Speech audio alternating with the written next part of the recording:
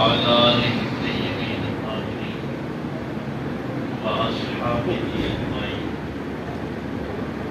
وبعد، فقد قال الله تبارك وتعالى في القرآن المجيد: أعوذ بالله من الشيطان الرجيم. بسم الله الرحمن الرحيم. وما أرسلنا من رسول إلا ليطاع بإذن الله. آمنت بالله صدق الله العظيم. اللہ رب العزت کی حمد ثنا کے بعد اور پاک پیغمبر صلی اللہ علیہ وآلہ وسلم پہ ہدیہ درود و سلام پیش کرنے کے بعد نہایت واجب الاحترام محفل حضرت علامہ حکیم احمد نعیم صاحب قبلہ شاہ صاحب، صاحبزادگان، معزز علماء، سامعین، حاضرین، بزرگوں، دوستوں، عزیز بھائیوں، آج ماشاءاللہ آپ سالانہ عرصے مبارک حضور قبلہ صوفی محمد اقبال رحمہ اللہ ہمارے جو عقائد کی کتابوں میں اور اس کے متعلق بات لکھی ہے، اس کی نص قرآن سے لی گئی ہے۔ وَذَكِّرْهُمْ بِأَيَّامِ اللَّهِ، یہ نص قرآنی سے اصل میں یہ لی گئی۔ اللہ نے یہ حکم دیا ہے کہ ان لوگوں کو اللہ کے دن یاد کرواؤ۔ وَذَكِّرْهُمْ بِأَيَّامِ اللَّهِ، تو وہ دن اس کا بھی ہم ظاہر ہے جب ایک بندہ مومن کی اپنے اللہ سے ملاقات ہوتی ہے، تو اس سے بڑھیا دن اور کیا ہو سکتا ہے؟ تو یہ ہمارے ہاں یہ جو انسان اللہ کی فرما برداری میں زندگی گزار کے جاتا ہے، تو جس دن اس کی اپنے اللہ سے ملاقات ہوتی ہے، ویسے مفسرین نے اس کے متعلق تین چیزیں لکھی ہیں کہ اللہ جس دن کوئی نعمت نازل کرے وہ بھی بِأَيَّامِ اللَّهِ میں ہے۔ اللہ کے دنوں میں سے کون سے دن ہیں جس دن کوئی نعمت نازل، جس دن آپ کو کسی مصیبت سے نجات ملے، وہ بھی اللہ ہی کا دن ہوتا ہے۔ جیسے یہ 9-10 محرم کا روزہ یہود رکھتے تھے، تو پاک پیغمبر صلی اللہ علیہ وسلم نے ان سے پوچھا تھا کہ تم کیوں رکھتے ہو روزہ 10؟ انہوں نے کہا کہ اس دن اللہ نے ہمیں فرعون سے نجات دی۔ تو آپ نے فرمایا تھا کہ ہم موسیٰ پر تم سے زیادہ حق رکھتے ہیں، اس لیے فرمایا کہ مسلمان جو ہیں یہ 2 روزے رکھا گیا۔ جب تک کہ رمضان بند نہیں ہوا تھا، یہی عاشور کے روزے میں یہ رکھے جاتے تھے۔ تو اس سے بڑی نعمت کسی انسان کے لیے نہیں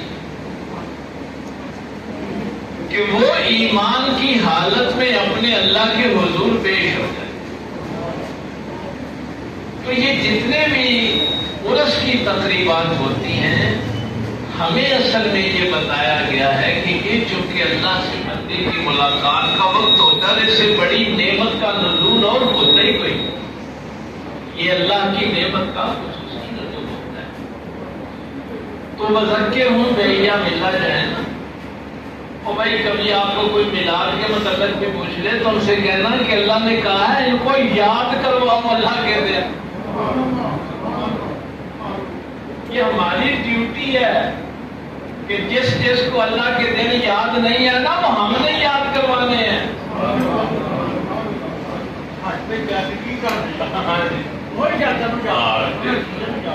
ان بس بِأَيَّامِ اللَّهِ جو ہے ان کو یاد۔ میں کلی صاحب نے نعت کی فصل میں شروع کی تو میں نے کہا چلو آج اسی میں تھوڑی سی گفتگو۔ وَمَا أَرْسَلْنَا مِن رَّسُولٍ، اللہ فرماتے ہیں کہ ہم نے کوئی رسول نہیں بھیجا إِلَّا لِيُطَاعَ بِإِذْنِ اللَّهِ، مگر اس لیے اللہ کے حکم سے اس کی اطاعت کی جائے، اس کی فرما برداری کی جائے، اس کے حکم پہ عمل کیا جائے۔ اب پتہ نہیں آپ کی یہاں تک توجہ ہے یا نہیں ہے، رسول کی ہم نے اطاعت کرنی، اب یہ نہیں ہو سکتا کہ جس کی اطاعت کرنی ہے اور جس نے کرنی ہے وہ دونوں برابر ہوں۔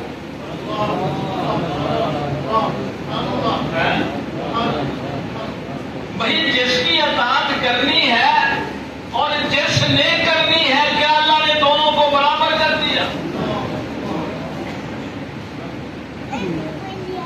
سرکار عبداللہ ابن عباس رضی اللہ تعالیٰ عنہ پہلے مفسر قرآن مولا علی کے بعد آپ فرماتے ہیں کہ قرآن کریم میں جہاں بھی آپ پڑھیں گے اطیعوا اللہ و اطیعوا الرسول ومن یطع اللہ والرسول، اللہ کی اطاعت کرو اور اس کے رسول کی اطاعت کرو۔ یہ حضرت عبداللہ ابن عباس فرما رہے ہیں، 14ویں صدی کے کسی مولوی کی بات نہیں کر رہا، جنہوں نے ڈائریکٹ میرے پاک پیغمبر صلی اللہ علیہ وسلم سے قرآن سیکھا ہے، میں ان کی بات کر رہا ہوں۔ وہ فرماتے ہیں کہ یہاں حکم دو ہیں، اللہ کی اطاعت کرو اور اس کے رسول صلی اللہ علیہ وسلم کی اطاعت کرو۔ اب اگر کوئی بندہ کہے کہ میں اللہ کی اطاعت تو کروں گا اور نبی پاک کی اطاعت نہیں کروں گا، تو اس کو اللہ کی اطاعت کرنے کا بھی فائدہ نہیں ہوگا، اس کو نبی پاک کی اگر اطاعت نہیں کرتا تو اللہ کی اطاعت کا فائدہ نہیں ہوگا۔ یہ توجہ رہی ادھر، ابھی بات ختم نہیں ہوئی۔ اب حکم دو ہے، تھوڑی دیر کے لیے آپ کی یعنی توجہ ادھر کرنے کے لیے اللہ کہے کہ صبح کی نماز کے آپ نے 4 فرض پڑھنے ہیں اور نبی پاک کہتے ہیں کہ 2 پڑھنے ہیں، تو پھر کس کی اطاعت کریں؟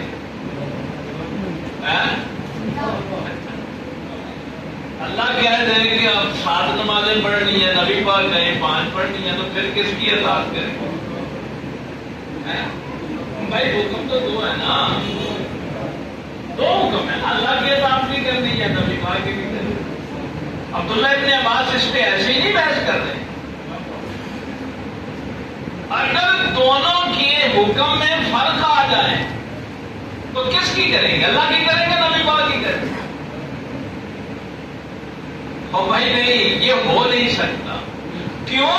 اس لیے کہ اللہ تو تم سے بات کرتا ہی نہیں۔ تمہیں کیسے پتا چلا کہ اللہ کا حکم کیا ہے اور نبی کا حکم کیا ہے؟ اللہ نے کبھی آپ سے بات کی ہے؟ اللہ نے ڈائریکٹ کبھی آپ کو کوئی حکم دیا ہے؟ ہائے ہائے، یہ ممکن نہیں ہے، اس لیے فرمایا یہ ہو نہیں سکتا کہ اللہ کچھ اور حکم دے اور نبی پاک کوئی اور حکم دے، اس لیے کہ اللہ جب بھی تم سے بات کرتا ہے اپنے نبی کے ذریعے سے۔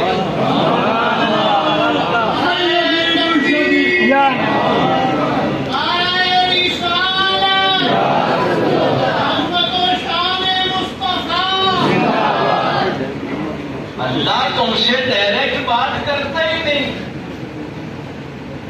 جب اس اللہ نے ایک وسیلہ بھیجا کبھی اللہ نے یہ فرمایا ہو کہ یہ جبریل قرآن لے جاؤ سارے گھروں میں ایک قرآن تقسیم کر دو، ایسے بھی نہیں۔ یہ تو ادب والوں کو پتا ہوتا ہے۔ میں اس دن ختم نبوت کے پروگرام میں وہ بات کر رہا تھا کہ اطاعت کرنے والے اور مطاع جس کی اطاعت کرنی ہے، اگر اس میں آپ فرق نہیں نہ کر پائیں گے، وہ میں نے سورہ مریم سے وہاں بات کی تھی کہ جب سیدہ مریم نے جبریل سے کہا نا لم یمسسنی بشر، کہ مجھے تو کسی بشر نے مس نہیں کیا، اور نہ ہی میں کوئی باغی ہوں. لما کو بغیر پھر میرے ہاں بچہ کیسے ہوگا؟ تو میں نے کہا کہ دیکھیے یہاں پہ جس کی اطاعت کا اللہ حکم دیتا ہے نا اس کو کس مقام پہ رکھتا ہے. یہ ہماری اردو کی کمزوری ہے، مجبوری ہے. ترجمہ یہی لکھا ہوا، کوئی قرآن اٹھا لے، مجھے کسی بشر نے مت نہیں.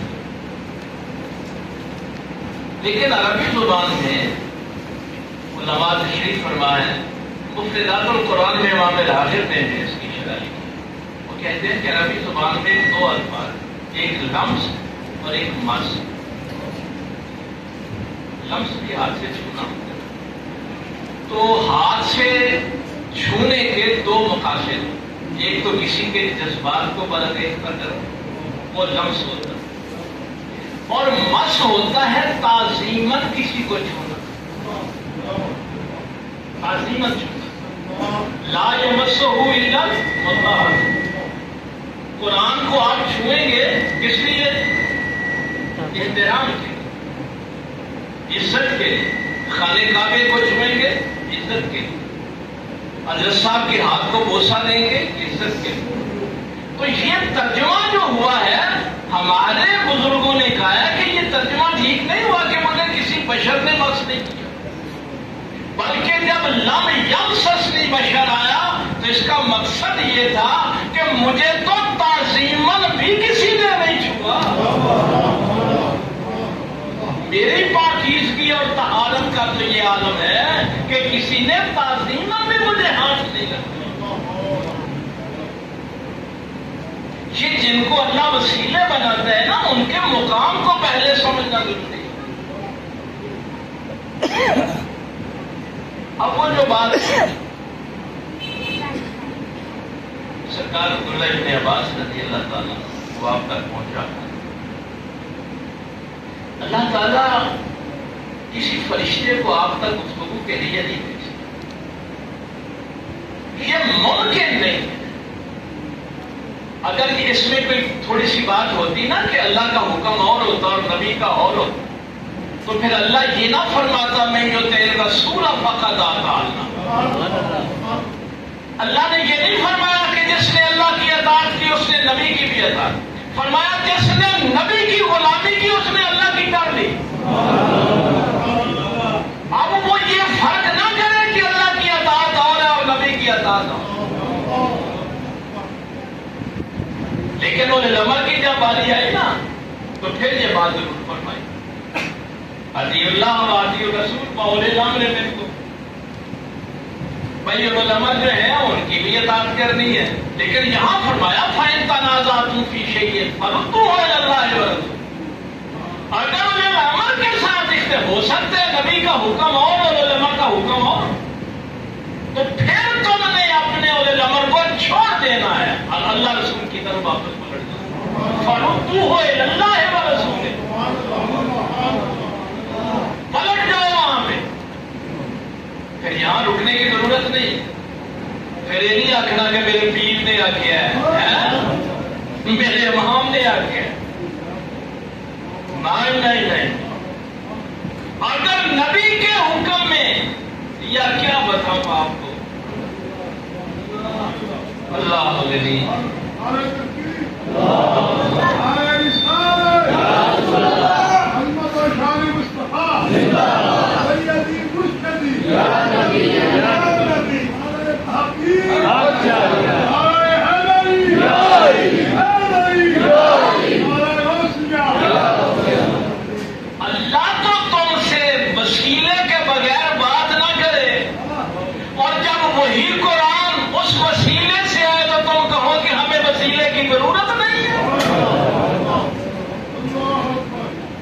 من یطع الرسول فقد اطاع اللہ. قرآن کو اس نظر سے پڑھو کہ اللہ فرما رہا ہے کہ اللہ نے جس ذریعے سے تم سے بات کی ہے، اگر تم نے بھی اللہ تک پہنچنا ہے تو اسی وسیلے کو اختیار کرو. جس وسیلے کو اللہ نے استعمال کیا ہے تم بھی اسی وسیلے سے آؤ. کیا رائے ہوتی ہے عائشہ صدیقہ رضی اللہ تعالیٰ عنہ پہ یہ واقعہ یہ وقت جو ہے تہمت والا واقعہ سورہ روح میں 18ویں پارے میں موجود. ہائے ہائے ہائے، ایسے ہی اللہ نے فرمایا تھا والسابقون الاولون من المہاجرین والانصار والذین اتبعوہم بإحسان رضی اللہ عنہم. یہ جو پہلے ایمان لائے ہیں نا، سبقت لے گئے ہیں، اور جنہوں نے ان کی غلامی اتباع اختیار کی ہے، نیکی کی بے احسان ہے نیکی کے معاملے. اللہ صرف ان صحابہ سے ہی راضی نہیں ہے، اللہ ان سے بھی راضی ہے جو صحابہ کے غلام ہیں.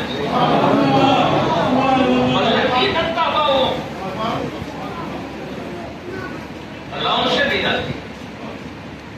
تو نبی پاک صلی اللہ علیہ وسلم نے بلایا نا، یہ میرے نوجوانوں کو علم ہونا چاہیے، کیونکہ آج کل فتنے بڑے فتنوں کا دور ہے. قرآن کریم کے ذریعے سے یہ ساری چیزیں سمجھیں گے تو آسان ہو جائیں گے. سرکار نے یہ 18 آیات تو بعد میں نازل ہوئے. سرکار نے پہلے صحابہ کو بلا کے پوچھا کہ یہ جو لوگوں نے میری بیوی پہ تہمت لگائی ہے، اس میں تمہارا کیا خیال ہے؟ سب سے پہلے ابو بکر صدیق سے پوچھا.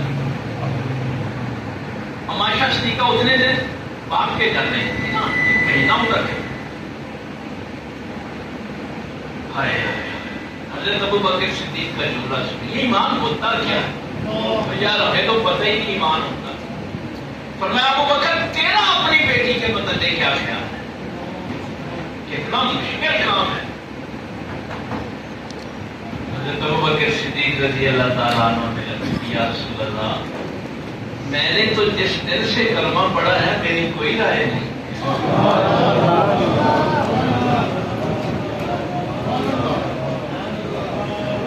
بڑا غلام کی بھی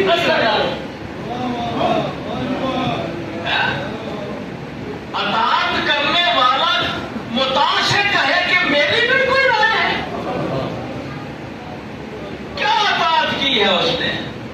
یا رسول اللہ صلی اللہ علیہ وسلم، میں نے تو جس دن سے غلامی اختیار کی ہے میری کوئی رائے نہیں ہے. اب لوگ یہ نہ کہیں کہ وہ بکر بیٹی کے متعلق بات کرنے لگا ہے. یا رسول اللہ صلی اللہ علیہ وسلم، اگر آپ عائشہ کو غلط سمجھتے ہیں تو وہ بکر بھی غلط سمجھتا ہے، اگر آپ اس کو طاہرہ سمجھتے ہیں تو میں بھی اس کو پاک سمجھتا ہوں. میری کوئی رائے نہیں ہے، میری رائے وہی ہے جو آپ کی رائے. میں کون ہوتا ہوں اٹھ کے اپنی بیٹی کے متعلق سمائیاں دینے؟ ایسے سرکار نے فرما دیا تھا کہ ساری دنیا کا ایمان ایک طرف اور ابو بکر کا ایمان ایک طرف.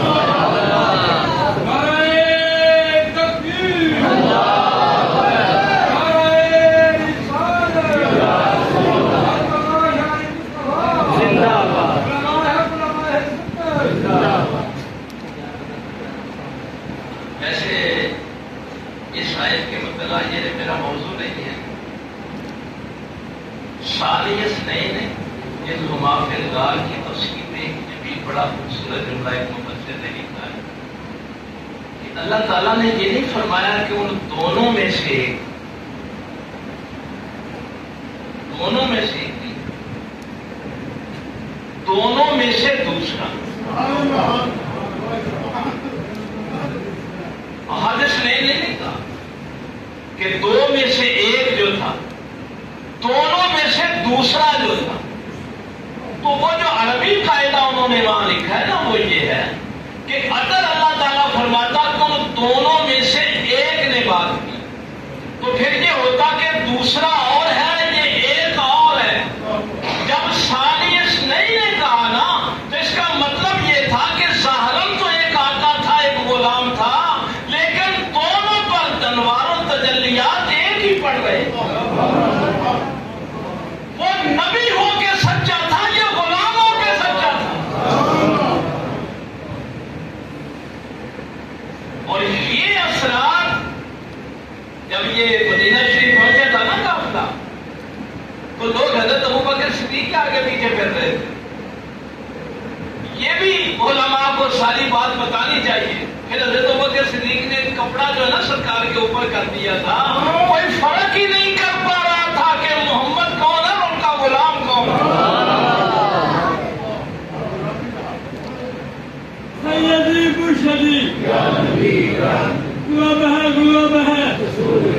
اب دیکھیے پتا چلا نا کہ کلمہ پڑھنے کے بعد پھر اپنی رائے نہیں. اگر پھر بھی کوئی اپنی رائے ہے نا تو پھر ابھی غلامی والا معاملہ نہیں. وما ارسلنا من رسول. گرمی بڑی ہے آپ پھر پریشان ہو جائیں گے. میں آیت کو تھوڑا سا آگے بڑھا. نہیں بھیجا ہم. ارسال بھیجنا, رسول بھیجا گیا. وما ارسلنا من رسول. بڑی خوبصورت تفسیر اس کی. رسول بھیجا گیا, بھیجا ہوا. ارسال بھیجنے والا. تو بھیجتا کون ہے؟ وہ بھائی جس کے پاس ہوتی ہے چیز وہی بھیجتا ہے. یہ بس تھوڑا سا اس میں ایک نقطہ ہے بڑا باریک سا جو مفسرین نے بیان کیا.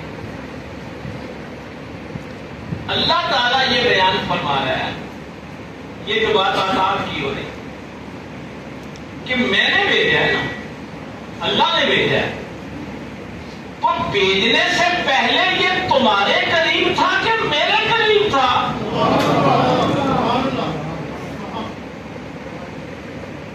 بھیجنے سے پہلے وہ قریب کس کے تھا؟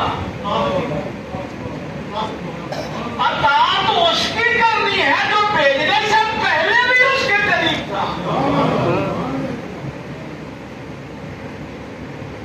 میرے پاس یہ لیٹر ہے, میں کسی کو ارسال کرتا ہوں کہ یہ فلاں کو دے آؤ. اللہ تو یہ اس لیے بات کہی گئی کہ کبھی بھی یہ نہیں کہنا کہ نبی ہماری طرح کے ہوتے ہیں, پیغمبر ہماری طرح کے نہیں. کیوں؟ وما ارسلناک الا رحمۃ للعالمین. وہاں بھی لفظ ارسال ہے. ہم نے نہیں بھیجا مگر عالمین کے لیے تھا. یہاں بھی وما ارسلناک. اگر میں یہ ارسلنا والی ساری آیتیں پڑھوں تو اس کی ادھر زیادہ وقت ہے. وہاں بھی کیا ہے؟ وما ارسلناک الا رحمۃ للعالمین. ہم نے ارسال کیا ہی نہیں مگر عالمین کے لیے رحمت. تو یہاں یہ نہیں کہا کہ محمد کو رحمت بنایا ہے, یہ نہیں کہا. جہاں میں آپ کو لے کے آنا چاہتا ہوں یہ بھی نہیں فرمایا کہ نبی کو رحمت بنایا, یہ بھی نہیں کہا رسول کو رحمت بنایا. اور میرا تو محبوب مجھ سے جدا ہو تو وہ جدائی بھی عالمین کے لیے رحمت ہے. تم میرے قرب کو کیا سمجھتے ہو؟ وہ جس نبی کا ارسال عالمین کے لیے رحمت بن جائے اس نبی کا قرب اللہ کے ساتھ کیا ہوگا. اس کو وسیلہ بنایا ہے اللہ نے. ویسے کبھی قرآن کریم کا مطالعہ کرے نا, میں تو چونکہ قرآن کریم کا طالب علم ہوں, ابراہیم علیہ السلام سے یہ انداز دیکھیں ذرا قرآن. یا ابراہیم قد صدقت الرؤیا. ابراہیم تو نے خواب کو سچا کر. موسیٰ کو یا موسیٰ, عیسیٰ کو یا عیسیٰ, یا نوح علیہ السلام, سب کو ایسے اسی انداز سے پکارا. ابراہیم ہوں, موسیٰ ہوں, نوح, یا یحییٰ مدر کتاب. لیکن محبوب سے کہا یا ایھا المزمل, یا ایھا المدثر. اس کمبل کی کیا اہمیت؟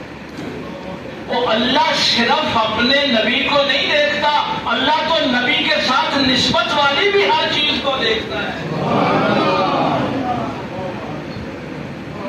تم پیغمبر کی بات کرتے ہو, اس کے محبوب کی بات کرتے ہو, اس کمبل کی اہمیت کیا ہے؟ صرف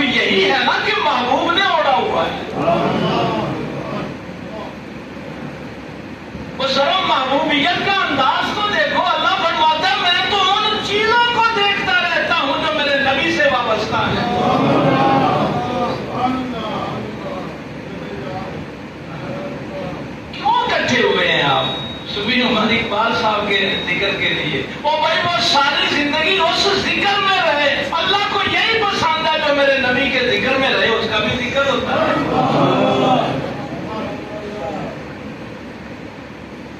اسی طرح کے لوگوں کی اللہ تعالیٰ پہ زندہ رکھتا ہے، ان کے ذکر کو زندہ رکھتا ہے. الا لیطاع باذن اللہ، صرف اس لیے بھیجا ہے کہ اللہ کے حکم سے اس کی اطاعت کرے. ویسے بھی تو اللہ کہہ سکتا تھا کہ میرے پیغمبر کی اطاعت کرو، فرما برداری کرو. نہیں، میرے حکم سے اطاعت کرو. یعنی نبی پاک صلی اللہ علیہ وسلم کے ساتھ جو بھی تمہارا معاملہ ہے وہ اللہ کے حکم سے ہے. اس کو کبھی بھی تم نے معمولی نہیں سمجھ. اسی لیے آپ ذرا آئیے اسی مقام میں جہاں میں آپ کو لے کے آنا چاہتا تھا، جو اصل میں ناز شریف کا حصہ میں پڑھی تھی نا. میں ابھی تو تمہیدی باتیں وہاں لے کے آنا چاہتا تھا. آمنوا استجیبوا للہ وللرسول اذا دعاکم. اے ایمان والو، اللہ اور اس کا رسول بلائیں تو دوڑ کے آگے بات سنو. یہ نامہ پڑھا ہے نا ہم نے، تو ظاہر ہے قرآن کریم سے بات ہے. ویسے اصول کی جہاں جو عربی سے تھوڑے بہت واقف ہے نا لوگ، باقی جتنی بھی آپ کی زبانیں ہیں نا ان میں ایک کے لیے واحد کا سیغہ ہے اور دو کے لیے جمع کا سیغہ. آپ کی اردو ہے، پنجابی ہے، انگلش ہے، فارسی ہے، لیکن عربی زبان میں دو کے لیے تسنیہ کا سیغہ ہے. ماشاءاللہ مفتی صاحب تشریف لائے، ان کے لیے ذرا جگہ خالی کر دیں.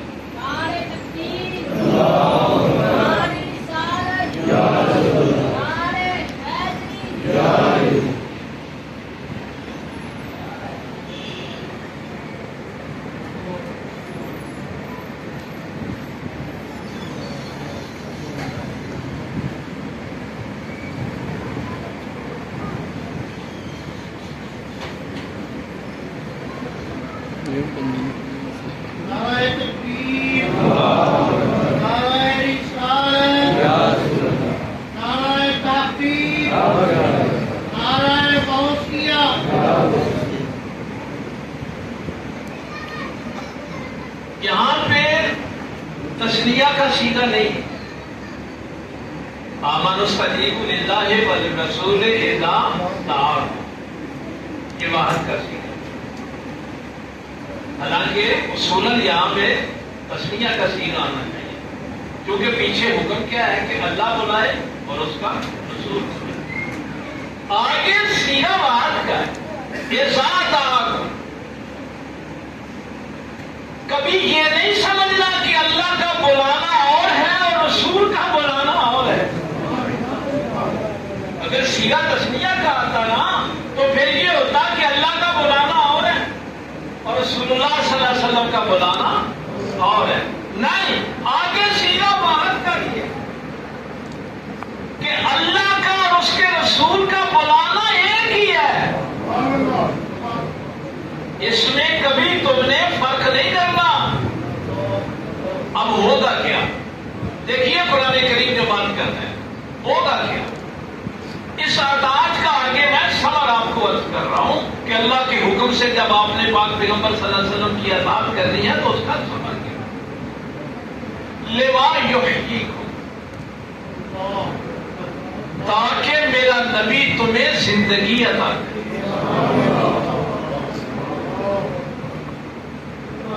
نبی پاک آواز دیں تو دوڑ کے آنا تاکہ تمہیں نبی پاک کیا دے؟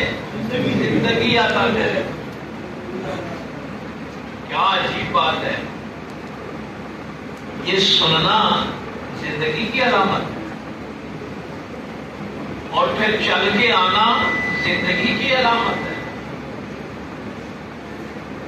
رسپانس کرنا کسی بات پہ یہ زندگی کی علامت ہے. کیا عجیب بات ہے کہ بندہ سن بھی رہا ہے، دیکھ بھی رہا ہے، چل کے آ بھی رہا ہے، لیکن اللہ اس کو زندہ نہیں کہتا، اس کو اللہ زندہ ہی نہیں کہتا۔ او بھائی جس نے بات سن کے آنا ہے وہ زندہ ہے تو چل کے آئے گا نا، اس نے بات سنی یا زندہ ہے تو بات سنی ہے۔ لیکن قرآن کہتا نہیں، یہ ابھی زندگی نہیں، زندگی وہ ہے جو میرا نبی تمہیں عطا کرے۔ اور یہاں پر کیا فرمایا؟ لا تعمل ابصار، تم کیا سمجھتے ہو کہ ان آنکھوں سے جو دیکھتے ہو یہ بینا ہی ہے، یہ دیکھنا ہے۔ لا تعمل ابصار، یہ آنکھیں اندھی نہیں ہوتی، ولیکن تعمل قلوب التی فی الصدور، حالانکہ وہ سینوں کے اندر دل ہیں جو اندھے ہوتے ہیں۔ اگر آپ ان آنکھوں سے دیکھ رہے ہیں، ان کانوں سے سن رہے ہیں، اس ہاتھ سے چھو رہے ہیں، آپ ان پاؤں سے چل رہے ہیں، لیکن پھر بھی یہ زندگی نہیں ہے۔ زندگی وہ ہے جو میرا نبی تمہیں عطا کرے۔ لما یحییکم، کتنے لوگ ہیں جن کے پاس وہ زندگی ہے جو نبی کی عطا کی ہوئی ہے؟ اب ذرا وہاں آئیے، صحابی ہے نا، نماز پڑھ رہے اور قاری صاحب کا وہ شعر جو ہے وہ مکمل ہو جائے، پاک پیغمبر صلی اللہ علیہ وسلم نے آواز دی، اب صحابی تھے نا، نماز چھوڑ کے آتے، نماز چھوڑ دی، سرکار نے فرمایا بازار سے سودا لے آؤ، پیسے دیے وہ سودا لینے چلے گئے۔ اب یہاں اصول فقہ والے پتہ کیا کہتے ہیں؟ یہ سینہ قبلے سے پلٹ جائے نا تو نماز ٹوٹ جاتی ہے، کسی سے آپ بات کریں تو نماز ٹوٹ جاتی۔ ہمارے فقہی مسائل میں ہے وہ یہ، سامان لے کے آیا، سرکار نے پوچھا جب میں نے آواز دی تھی کیا کر رہا تھا؟ کہنے لگا یا رسول اللہ صلی اللہ علیہ وسلم میں تو نماز پڑھ رہا تھا۔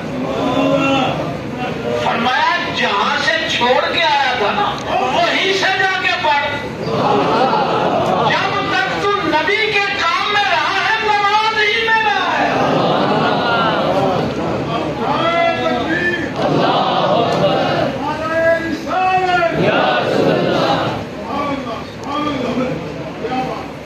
کیوں؟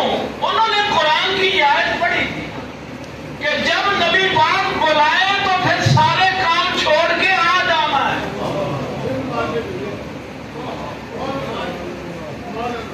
جب تک تو نبی کے کام میں رہا ہے نا نماز ہی میں رہا ہے۔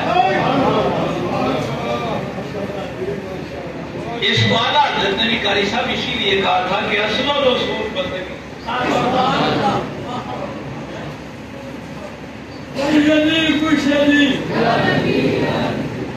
اب دیکھیے ہمارے سائنس کے بچے بیٹھے ہوئے ہوتے ہیں، وہ پھر ذرا نباتات بھی زندہ ہوتی ہیں۔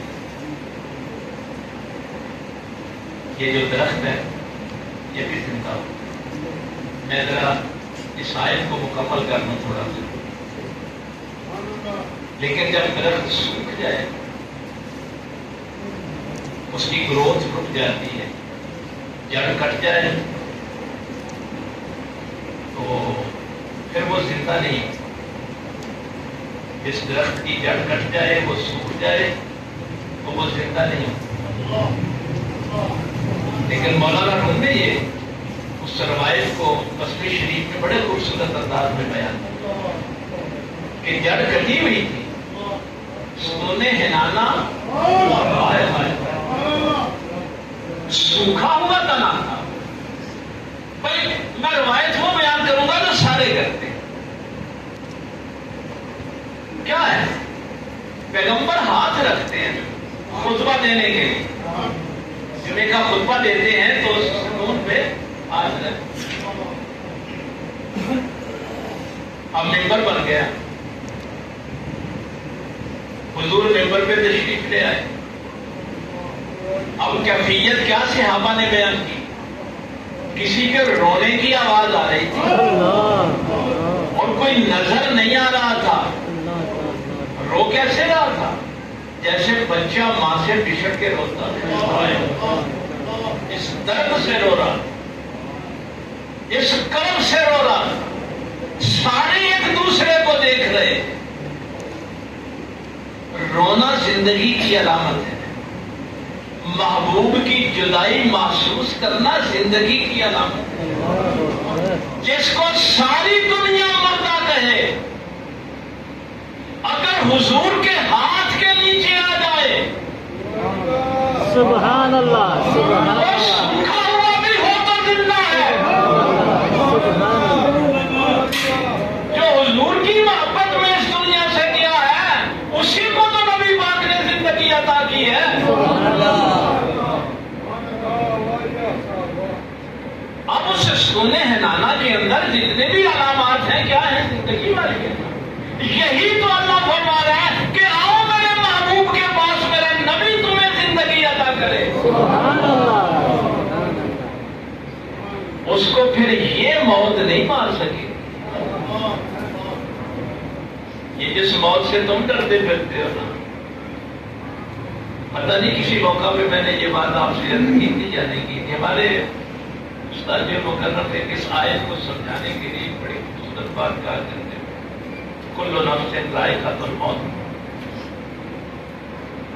تو وہ فرمایا کرتے تھے کہ بیٹا کبھی تم نے غور کیا ہے کہ کوئی چیز آپ کے سامنے چکھنے کے لیے آئے تو ختم کون سی چیز ہوتی ہے؟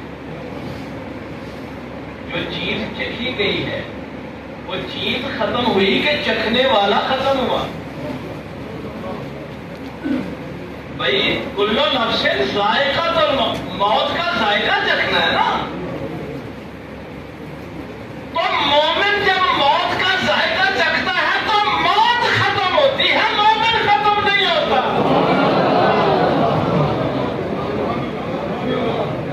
اس لیے پھر قرآن نے وہ جو پرسوں میں نے آیت آپ کے سامنے عرض کی تھی، والذین ھاجروا فی سبیل اللہ ثم قتلوا او ماتوا لیرزقنہم اللہ رزقا حسنا. آپ اس کی موت نے اس کا رزق ختم نہیں کیا، موت اس کو مار نہیں سکی. اس لیے کہ یہ زندگی، اب دیکھیے پاک پیغمبر صلی اللہ علیہ وسلم اٹھے،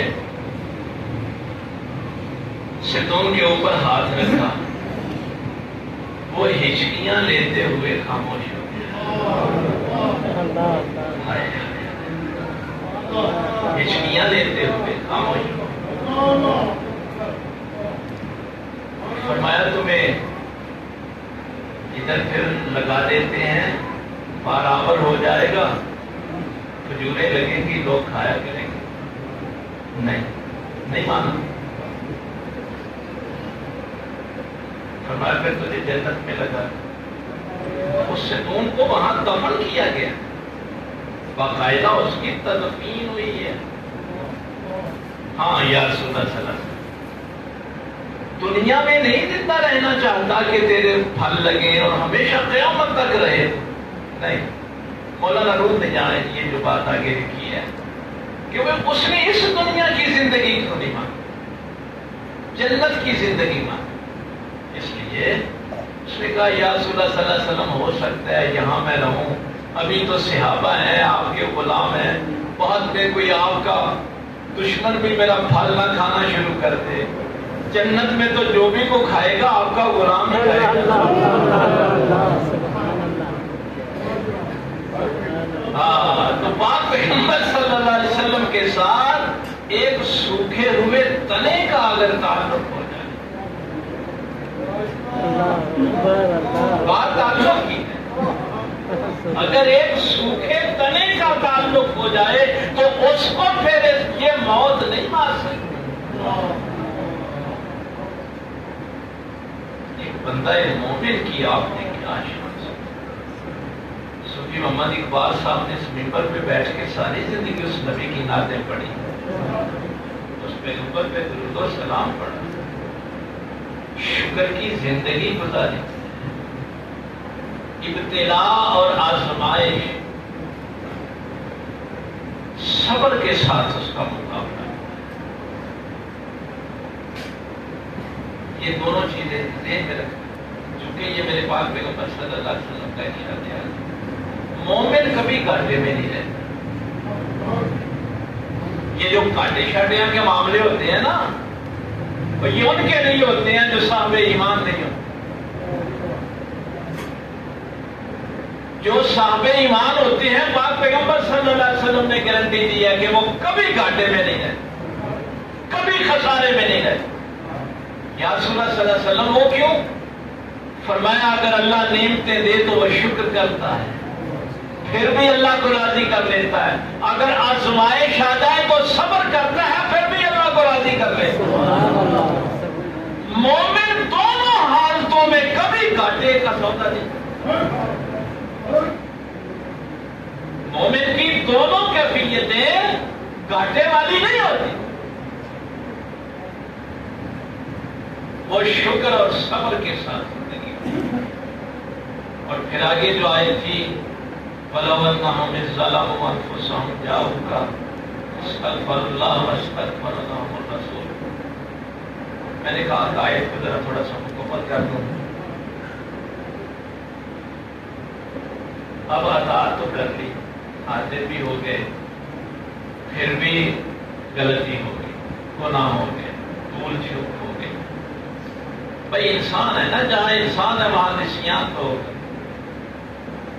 وہ نسیان خطا کبھی جان بوجھ کے بھی گناہ ہو جاتا ہے۔ اب میرے اللہ پر دو لفظ میں اب ختم کرنے لگا ہوں گا، وَلَوْ إِذْ ظَلَمُوا أَنفُسَهُمْ جَاءُوكَ، پر دونوں لفظوں میں بات کر کے میں اجازت چاہوں جاؤگا۔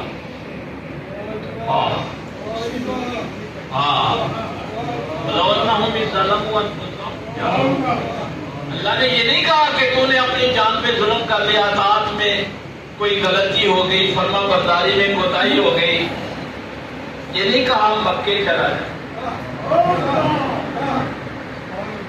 یہ نہیں کہا مکے جا، حرم میں جا، جاؤں کا وقت تیرے پاس آئے۔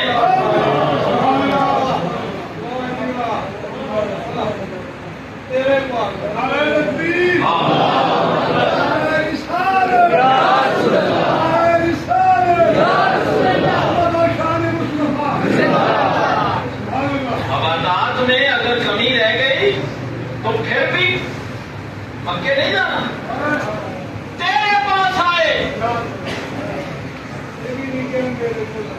نہیں تیرے پاس آئے۔ وہ اشارہ یہی تھا خانے کعبے والا، یہ نہیں کہا تیرے پاس آئے، کیوں؟ جب میں نے وسیلہ تجھے بنایا ہے۔